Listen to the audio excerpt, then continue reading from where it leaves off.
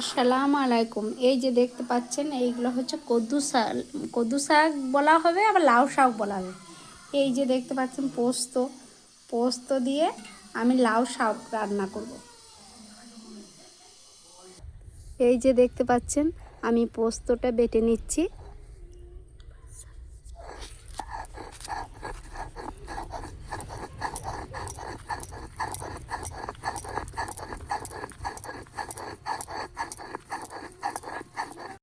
এই যে দেখতে পাচ্ছেন আমার পোস্ত বাটা হয়ে গেছে। পোস্তটা আমি একটি বাটিতে তুলে নিচ্ছি।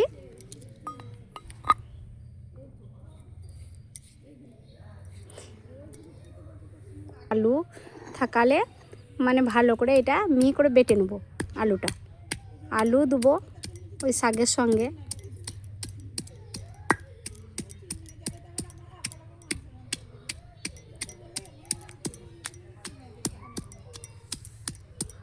এই যে বাটা হয়ে গিয়েছে, এবার তুলে নিচ্ছি একটি পাত্রে। এই যে ওভেনটা ধরিয়ে দিয়েছি, এই কন্টিটা চাপিয়ে দিচ্ছি।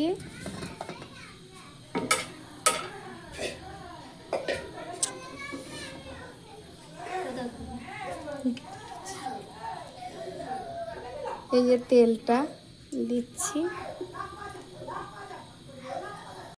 এই যে এবার দুটো লঙ্কা দিয়ে দিচ্ছি,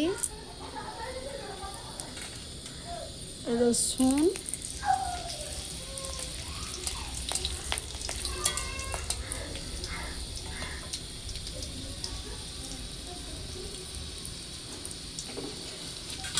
এই যে পেঁয়াজ আছে,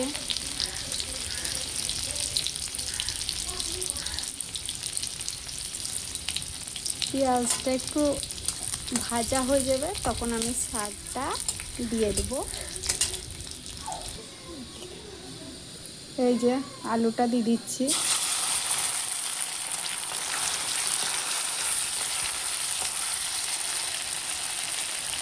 দিচ্ছি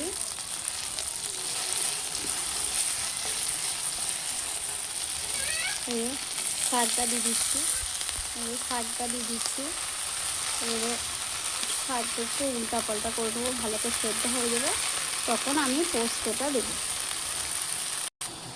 এই যে দেখতে পাচ্ছেন শাকটা, এখন আমি পোস্ত দিই নাই, এরপর পোস্ত দেবো ভালোভাবে সেদ্ধ হয়ে গেলে। এই যে আমার শাকটা ভালোভাবে সেদ্ধ হয়ে গেছে, আমি এবার পোস্তটা দিয়ে দিচ্ছি।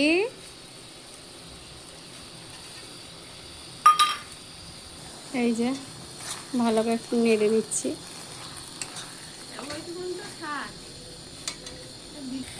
এই যে পরিমাণ মতো একটু চিনি দিয়ে দিচ্ছি, শাকে একটু মিষ্টি বসবে।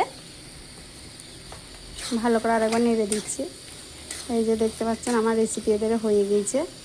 এবার আমি একটি পাত্রে নিয়ে নেব।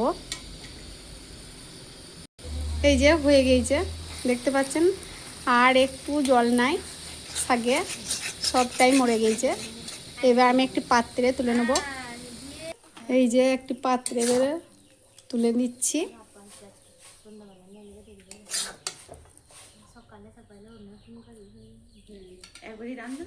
এই যে হয়ে গিয়েছে, এই পাত্রে আমি একটু তুলে নিয়েছি। আমার এই চ্যানেলটা যদি ভালো লাগে সাবস্ক্রাইব করে আমার পাশে থাকবেন। ধন্যবাদ।